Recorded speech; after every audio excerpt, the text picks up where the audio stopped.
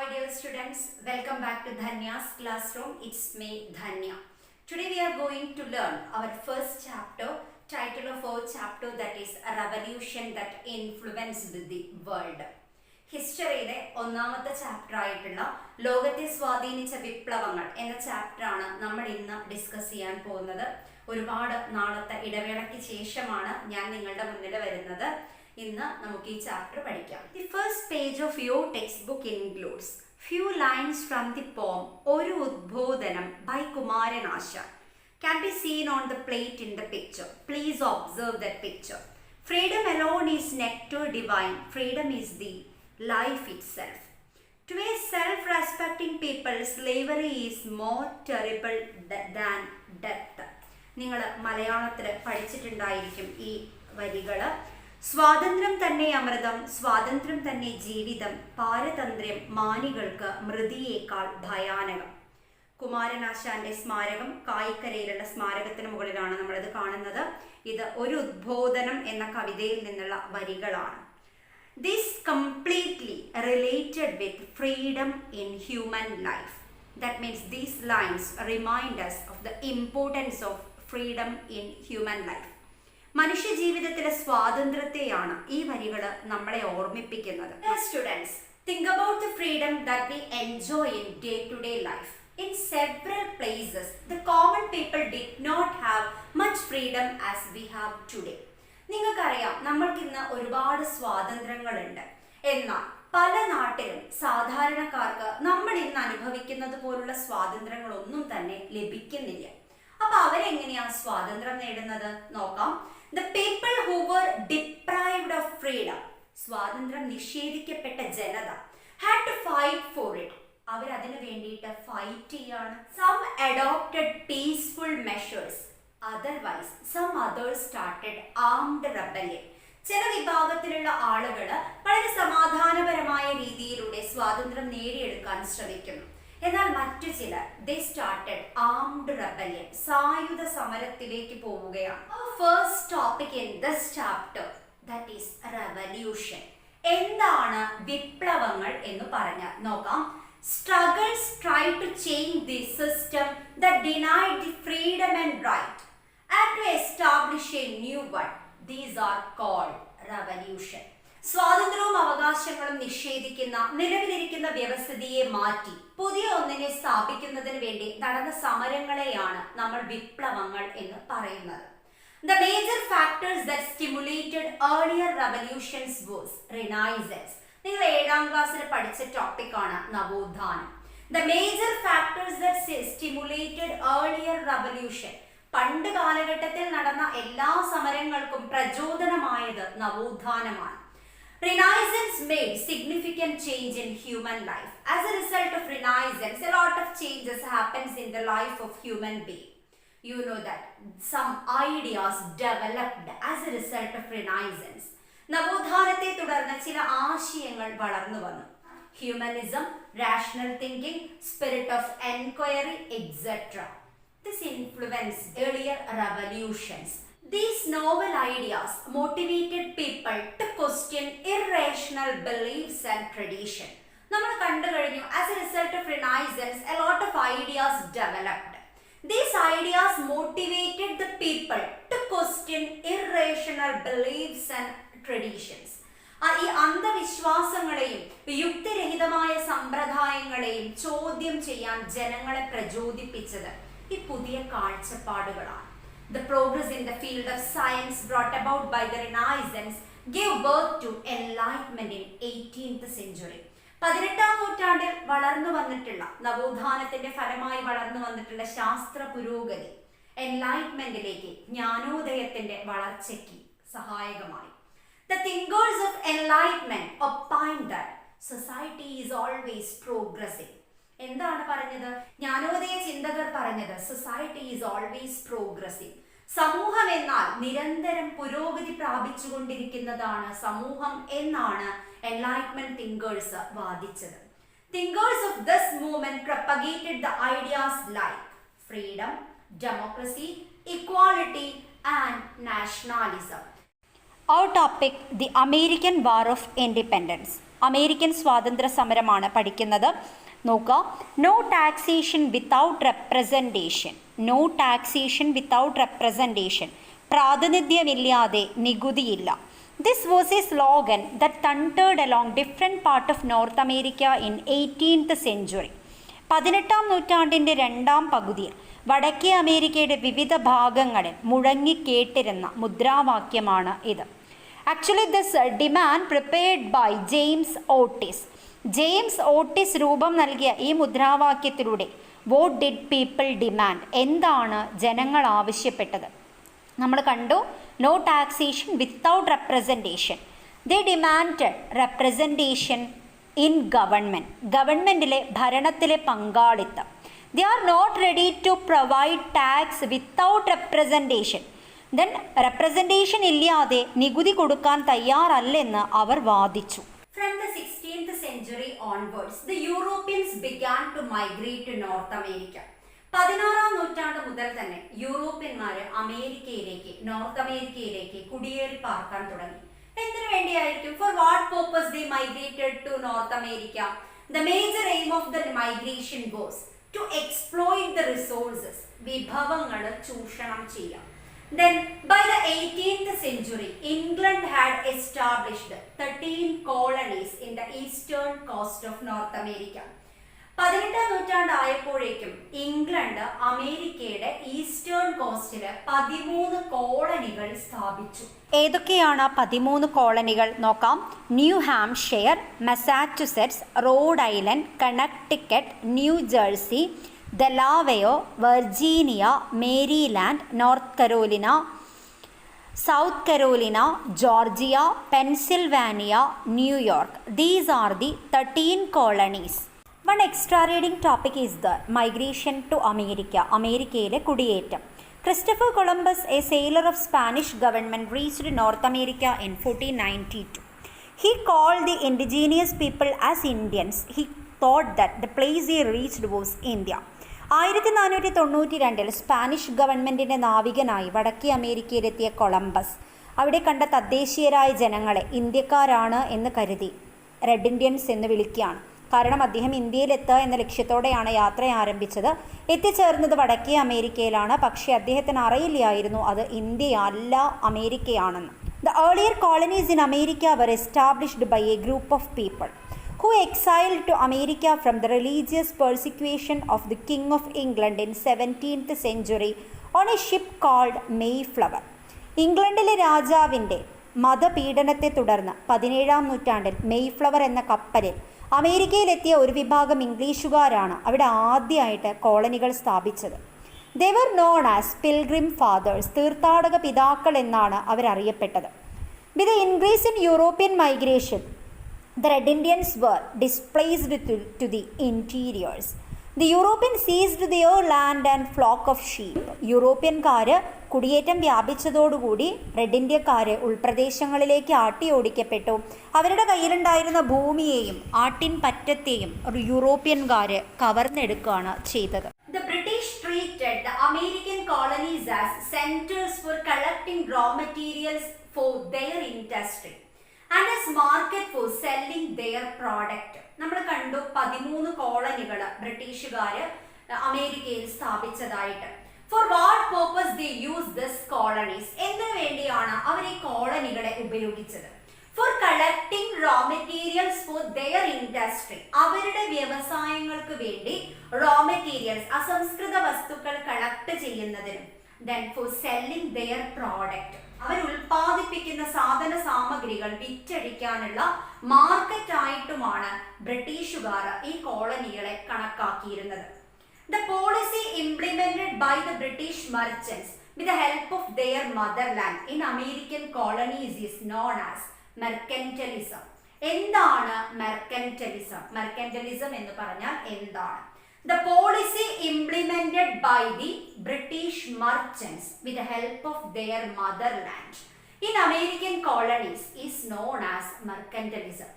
As part of mercantilism, several laws were implemented in colonies. Then as a result of this mercantilism, ഈ mercantilism കാരണം a lot of laws introduced in America. Which are the mercantilist laws? The goods to and from the colonies must be carried only in British ships or ships built in British colonies. കോളനികളിൽ നിന്നോ കോളനികളിലേക്കോ സാധനങ്ങൾ കൊണ്ടുപോകുന്നത് English കപ്പലുകളിലോ കോളനികൾ നിർമ്മിച്ച കപ്പലുകളിലോ മാത്രമായിരിക്കണം. Then second point, the British stamp must be affixed on all the legal document, newspapers, pamphlet, license, etc. കോളനികളിലുള്ള നിയമപരമായിട്ടുള്ള പ്രമാണങ്ങളിലും അതുപോലെ തന്നെ പത്രങ്ങളിൽ, ലഘുലേഖകളിൽ, ലൈസൻസുകളിലൊക്കെ തന്നെ ഇംഗ്ലണ്ടിൻ്റെ മുദ്ര പതിപ്പിക്കണം. Next point, products of the colonies like sugar, wool, cotton, tobacco etcetera could only be exported to England. കോളനികളിൽ ഉൽപ്പാദിപ്പിക്കുന്ന പഞ്ചസാര, കമ്പിളി, പരുത്തി, പുകയില ഇതൊക്കെ ഇംഗ്ലണ്ടിലേക്ക് മാത്രമേ കയറ്റി അയക്കാവൂ. Colonies must provide food and quarters for the British troops which were maintained in the colonies. കോളനിയിൽ നിലവിലുള്ള ഇംഗ്ലീഷുകാരുടെ സൈന്യത്തിന് വേണ്ട താമസ സൗകര്യവും അത്യാവശ്യമായിട്ട് വേണ്ട എല്ലാ സൗകര്യവും ആര് ചെയ്തു കൊടുക്കണം? കോളനിക്കാർ. Import tax must be paid for the import of tea, glass, paper etcetera. കോളനികളിലേക്ക് ഇറക്കുമതി ചെയ്യുന്ന തേയില, ഗ്ലാസ്, കടലാസ് എന്നിവയ്ക്ക് ഇറക്കുമതി ചുങ്കം നൽകണം. What is Boston tea party? എന്താണ് ബോസ്റ്റൺ ടീ പാർട്ടി എന്ന് പറഞ്ഞാൽ നോക്കാം. The high tax levied by the British government on tea fired up strong protest in America. On 16th December 1773, a group of people disguised as Red Indians boarded the ships at night in the Boston harbor and threw 342 chests of tea into the sea. This protest is known as Boston Tea Party. എന്താ പറഞ്ഞത്? High tax levied by the British government on tea. ഇംഗ്ലണ്ടിലെ government തേയിലയുടെ മേൽ ഉയർന്ന നികുതി ചുമത്തി. ഇത് അമേരിക്കയിൽ പ്രതിഷേധത്തിന് ഇടയാക്കി. On 16th December 1773, 1773 December 16 a group of people disguised as red Indians, red ഇന്ത്യക്കാരുടെ വേഷം ധരിച്ച് ഒരു കൂട്ടം ജനങ്ങൾ എന്ത് ചെയ്തു? ബോസ്റ്റൺ തുറമുഖത്തുള്ള കപ്പലിൽ, ഒരു ഇംഗ്ലീഷ് കപ്പലിൽ കയറി അതിലുണ്ടായിരുന്ന 342 ചെസ്റ്റ് ഓഫ് ടീ, 342 പെട്ടി തേയില അവരെന്ത് ചെയ്തു? ത്രൂ ടുവേർഡ്സ് ദ സീ, കടലിലോട്ട് വലിച്ചെറിയാണ്. This protest is known as Boston tea party. ഈ സംഭവമാണ് ബോസ്റ്റൺ ടീ പാർട്ടി എന്ന പേരിൽ അറിയപ്പെടുന്നത്. The ideologies of some thinkers also stimulated the people of the colonies to fight against the exploitative laws of British. നമ്മൾ കണ്ടു ബ്രിട്ടീഷുകാർ കൊണ്ടുവന്നിട്ടുള്ള വളരെ ബുദ്ധിമുട്ടിക്കുന്ന തരത്തിലുള്ള നിയമങ്ങളെ പറ്റി. ഈ നിയമങ്ങൾക്കെതിരെ പോരാടാൻ കോളനി ജനതയെ പ്രാപ്തമാക്കാൻ ചില ചിന്തകന്മാരുടെ ആശയങ്ങൾക്കും സാധിച്ചു. എന്തൊക്കെയാണ് ആ ആശയങ്ങളെന്ന് നമുക്ക് നോക്കാം. Thinker, that is John Locke. He told everyone has some fundamental right. No government has the right to suspend them. John Locke എന്താ പറഞ്ഞത്? മനുഷ്യന് ചില മൗലിക അവകാശങ്ങളുണ്ട്, അത് ഹനിക്കാൻ ഒരു ഗവൺമെൻറ്റിനും അവകാശമില്ല എന്ന്. Next, Thomas Paine. He told there is something absurd in supposing a continent be perpetually governed by foreign power. ഏതെങ്കിലും വിദേശ ശക്തിക്ക്, എന്ന് വെച്ചാൽ ഇംഗ്ലണ്ടിനെയാണ് ഉദ്ദേശിക്കുന്നത്, ഈ വൻകര വടക്കേ അമേരിക്ക ദീർഘകാലം കീഴടങ്ങി കഴിയണം എന്നത് യുക്തിക്ക് നിരക്കുന്നതല്ല എന്നാണ് തോമസ് പെയിൻ പറഞ്ഞത്. Entire continent assembles. നമ്മളുടെ അമേരിക്കയിലെ എല്ലാ ജനവിഭാഗങ്ങളും ബ്രിട്ടനെതിരെ ഒന്നായി പോരാടാൻ തീരുമാനിക്കുകയാണ്. നോക്കാം. The delegates of all the colonies except Georgia met at Philadelphia in 1774. You know that 13 colonies are there. Among 12 colony delegates means representatives. That representatives gathered in Philadelphia in 1774. 1774 Georgia ഒഴികെയുള്ള ബാക്കി എല്ലാ കോളനികളിലെയും പ്രതിനിധികൾ ഫിലാഡൽഫിയയിൽ ഒന്നുചേരാണ്. For what purpose? To protest against the policies and rules imposed by England. ബ്രിട്ടീഷുകാര് എന്ന് വെച്ചാൽ ഇംഗ്ലീഷുകാര് അമേരിക്കയുടെ മേൽ കൊണ്ടുവന്നിട്ടുള്ള നിയമങ്ങൾക്കും policies, നയങ്ങൾക്കുമെതിരെ പോരാടാൻ വേണ്ടിയാണ് അവർ ഫിലാഡൽഫിയയിൽ ഒന്ന് ചേർന്നത്. This is known as first continental Congress. Then you can expect a 4-mark question. Write a note on First Continental Congress. Want to write that answer? the delegates of all colonies except Georgia gathered or met at Philadelphia in 1774 for what purpose? To protest against the policies and rules introduced by England.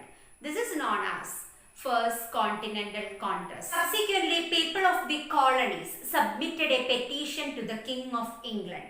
പിന്നീട് എന്താണ് സംഭവിക്കുന്നത്?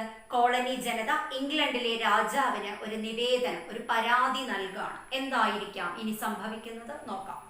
They demanded the revocation of the regulation enforced on industry and commerce and not to impose tax without the approval of the people. എന്താണ് colony ജനത രാജാവിനോട് ആവശ്യപ്പെട്ടത്? They demanded the revocation of the regulation enforced on industry. Revocation means cancellation. They demanded to cancel the laws enforced on their industry.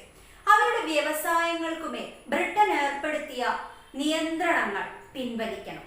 Then one more demand they submitted to British King, not to impose tax without the approval of people.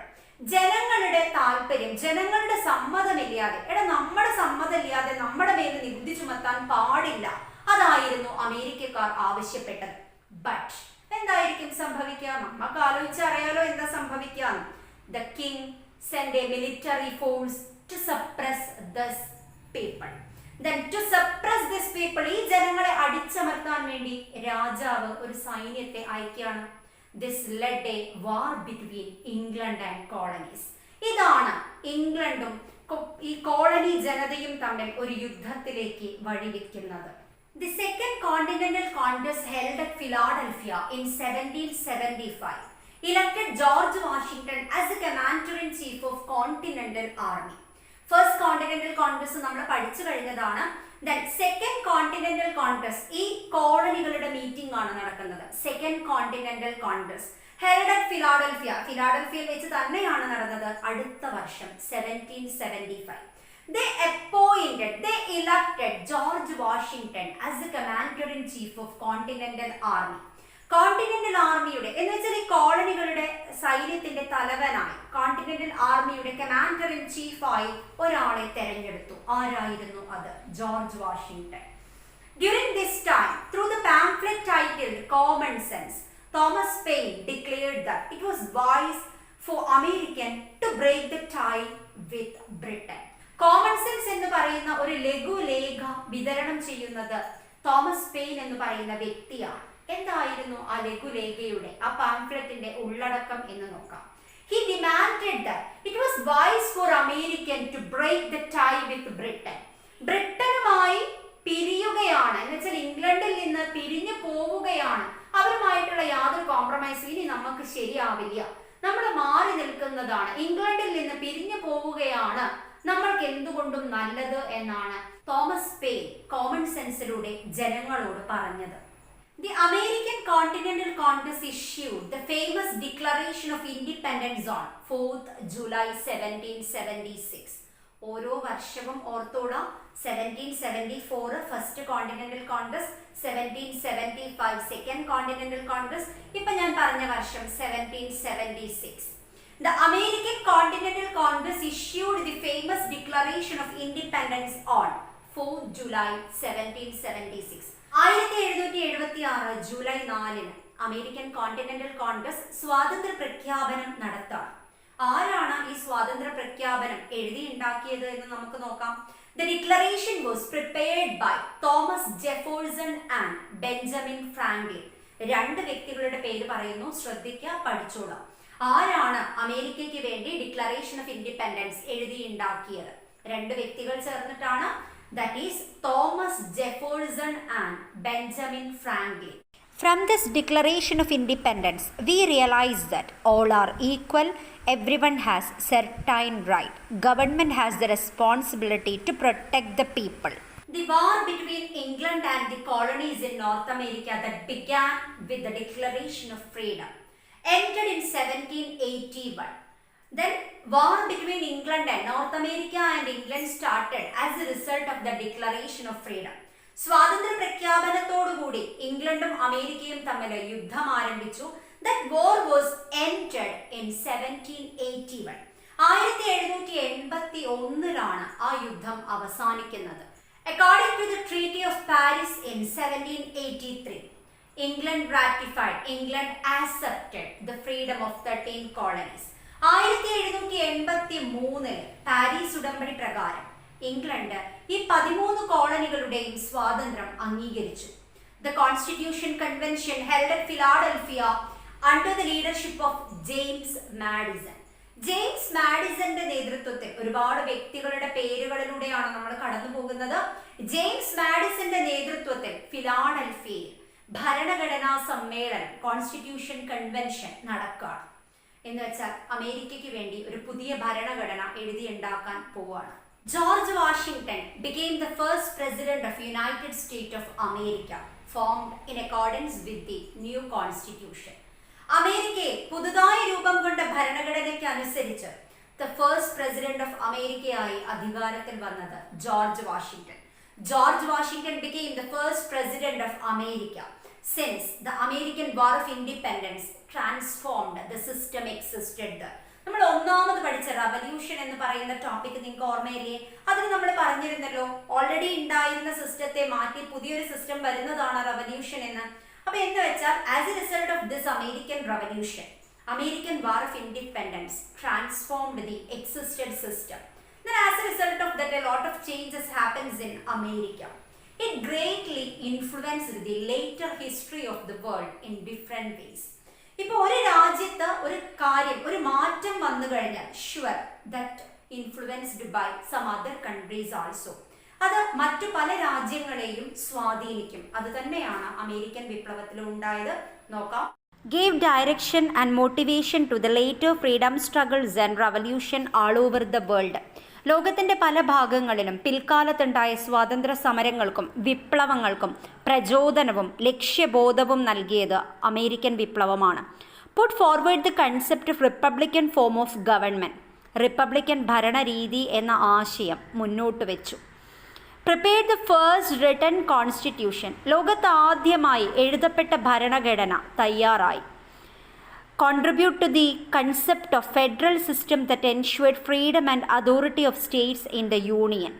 സംസ്ഥാനങ്ങൾക്ക് സ്വാതന്ത്ര്യവും അധികാരവും നൽകുന്ന federal രാഷ്ട്രം എന്ന ആശയം ലോകത്തിന് നൽകി. ഇതൊക്കെയായിരുന്നു അമേരിക്കൻ സ്വാതന്ത്ര്യ സമരത്തിൻ്റെ സ്വാധീന ഫലമായി ലോകത്ത് സംഭവിച്ചത്. ഇതോടുകൂടി അമേരിക്കൻ റവല്യൂഷൻ എന്ന് പറയുന്ന നമ്മളുടെ 6 മാർക്കിന്റെ ക്വസ്റ്റ്യൻ ആൻസർ ഇവിടെ തീർന്നിട്ടുണ്ട്. ഓരോ ഭാഗവും വെരി ഇമ്പോർട്ടൻ്റ് ആണ്. Next topic that is French revolution. അടുത്തത് ഫ്രഞ്ച് വിപ്ലവമാണ്. നമുക്ക് അടുത്ത ക്ലാസ്സിൽ ഫ്രഞ്ച് വിപ്ലവം ഡിസ്കസ് ചെയ്യാം. If you like my class, don't forget to like, comment, share and subscribe my channel. Thank you for watching my class. Thank you.